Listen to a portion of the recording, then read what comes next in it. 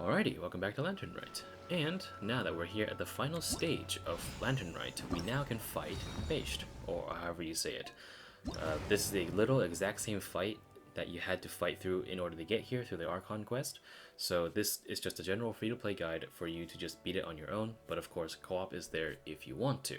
Now, before we actually get into the entire fight, I want to make things very clear. I am adventure rank 58, which means I am world level 8. That means my boss is at the maximum level. So if you see any gear that seems to be like over level, like say my Amber is level 90, my Noelle is 85, my Xiangling is 75, and she's using a pretty decent spear. Don't worry about that, because most likely if you are fighting this at AR-45, AR-35, whatever, it's going to be somewhat easier for you, and if push comes to shove, you can play this in co-op. Now, to get into the gear, let's look at my stuff. We have Traveler first, Festering Desire.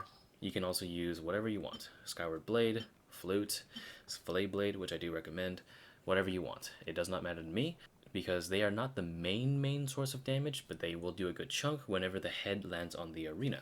I'm going to be using 4-piece Noblesse. This is just the way I like to build my Traveler. You can build them 4-piece Gladiator, 2-piece Archaic Petra, 2-piece Gladiator. I really don't care. Constellation, we have 6 because all the constellations are free, and my talents are reasonably okay for world level 8. Amber is going to be using a slingshot because everyone has one, most likely, because this is a 3-star bow. Artifacts are going to be 4-piece Wanderer's Troop because it helps me with the charge attack damage. Constellation 3 does not matter. You can do this with C0 Amber if you have her built that way. And I have her triple crowned, so that's why I'm using a slingshot and not something like my Amos bow. Noelle is going to be using a White Iron Greatsword because it also is a 3-star weapon, and it's the only other weapon that scales defense, which helps me do damage with her. Gladiator's Finale on her. You can use Retracing Bullite or what I recommend, Husk of Opulent Dreams. Constellation is 6, so I'll be trying not to use her too much when it comes to this fight, because it kind of is cheesing the fight a little bit. Talents are 8, 11, 11 because of C6, and because I had her 8, 8, 8 way before, like 1.0. And Xiangling is here for the double pyro bonus, but you can bring something. I'm not going to be using her too much. She's just here to fulfill the double pyro bonus. And the artifacts are 4-piece Emblem. And I have some that are underleveled, and most things are just kind of like meh. You can see her crit ratio isn't that much. And Constellation is at 6, but again, don't worry, I won't be using her that much. Now, let's head in. Okay, so there's 5 things I need to tell you before we begin. 1. You can't jump out of the arena. So you're safe, and if anything, use this to your advantage. 2. When it comes to this fight, there's 3 phases. 1, the very beginning, which is the 1 head. 2, there's 3 heads and they're fighting you. And in the 3rd phase, the whole like raining balls on you thing, that's kind of it. The 2nd phase is going to be the longest because you need to fight and defeat 2 of the heads in order to progress. So you need to deplete the health bars of 2 of the 3 heads in order to progress. 3. You can eat food. So all this food that you cooked up, your temptations, your jade parcels, your crabs, your potions, go right ahead and use them. They're here for you to use, and if anyone judges you for it, tell them to their face that they suck. 4. There are weak spots, so this is why I told you to bring Amber, especially with like a Sharpshooter's Oath or something, or if you pulled on this current banner, maybe an Amos bow. The actual heads have, well, head spots, and you can actually shoot them in the head, and they will do crit damage. So if you're a good shot, bring your archers, and you'll have a good time. 5.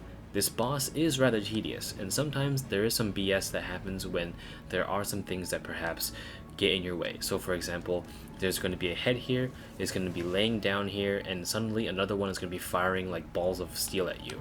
This is why we have Noelle, and sometimes it just happens. You can't avoid it, and this is why I said the boss was sort of made for co-op. So if you're doing it solo, hopefully that you have good enough units or shield units to help you tank this damage and just speedrun the boss, which I'll show you at the end. Anyway, I digress. Let's continue. But before we do that, let me eat some food to not waste your time, because I'm not here to say, oh, look at me whack this boss for 20 minutes, when you already know what's going to happen. So I'm going to eat my potions, eat my food, and give myself some stamina, because why not? Alright, here we go. First phase, easy. Just unga bunga.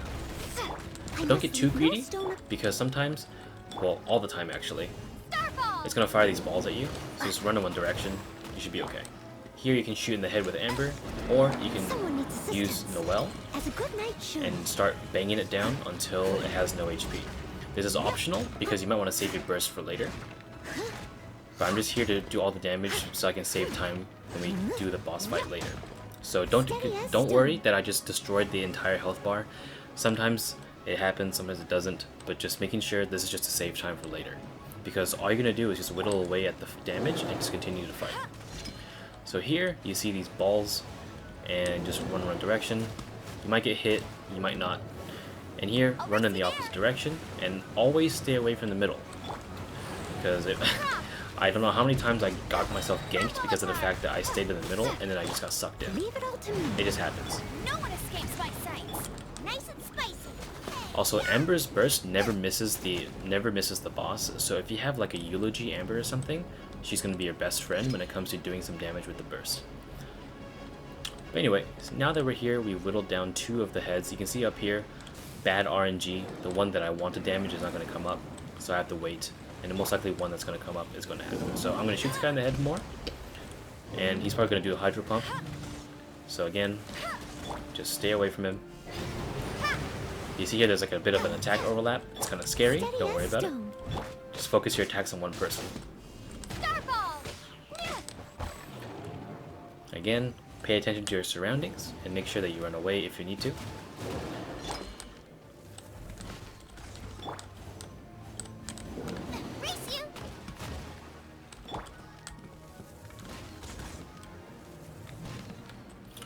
So as you see here, top again, there's no health bars that are bright red, so you know which one is going to be damaged when it lights up. So if you're not doing damage to one of them, you got the wrong head.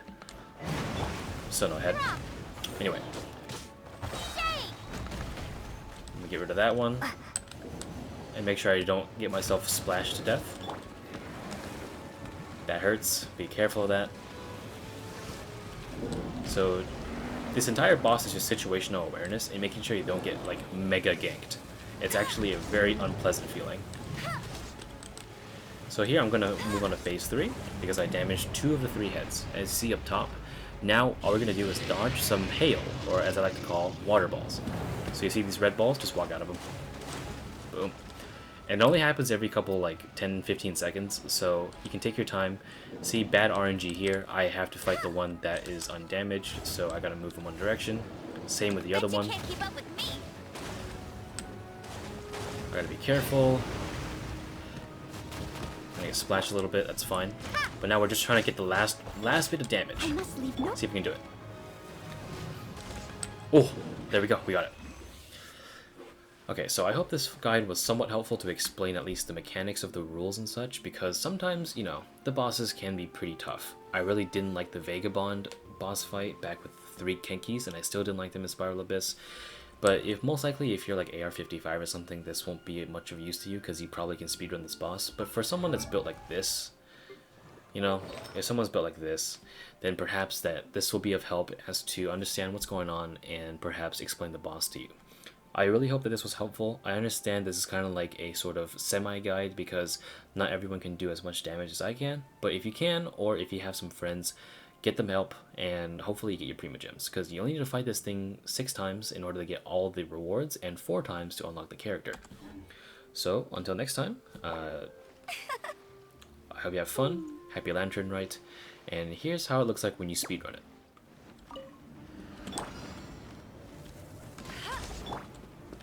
Solidify! Fire hazard! Assisted retreat! Flags up and step. Stabilize! Yeah, get out of here.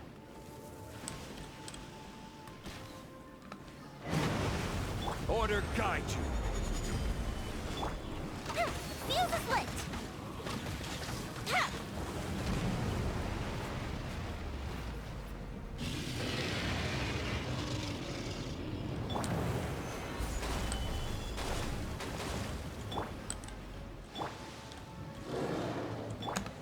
Strike is one! Fire hazard!